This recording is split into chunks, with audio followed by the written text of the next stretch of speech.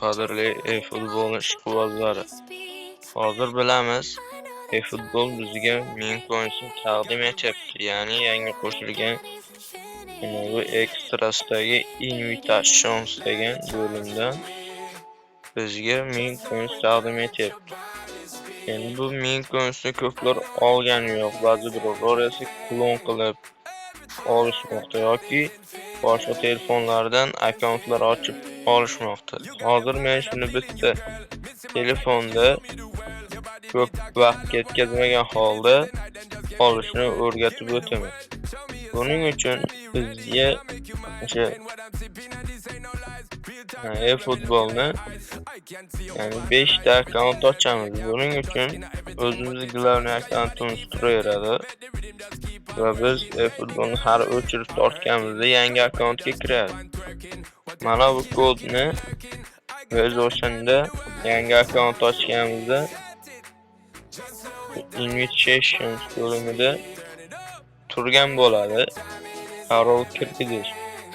Ya'ni o'sha joyga kirgizganimizdan keyin bizning glavniy akkauntimizga 50 point beradi. Ya'ni mana invite friends enter invitations codes. Bu yerdan 50 point beradi do'stlaringiz taklif qilganingiz uchun. Keyin 8-divizionga chiqamiz 25 point beradi, 7-divizionga chiqamiz 25 point beradi. 6-divizionga chiqamiz ya'ni 25 pointdan beradi. Bu 5 ta akkaunt bo'ladi. Keyin bu deyilgan degan slotda asosan 5-6 kun davomida penalti borish kerak. Ya'ni Shevchenkoni olish kerak. Shevchenkoni olgandan keyin 50 point beradi va siz 5 ta missiyani tugatgan bo'lasiz. Va keyin esa invite friends complete set up yani 5 slotidagi 25 punktlarni beradi 5 ta akkauntga. Bunday qilib umumiy olganda 1000 ko'rishni ishlab olamiz. Klon qilishni maslahat bermayman chunki men ham kutib ko'rmoqchi bo'ldim.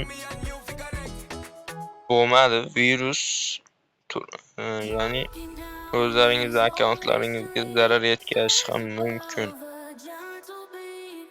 Hammaga rahmat, sog' va salomat bo'ling.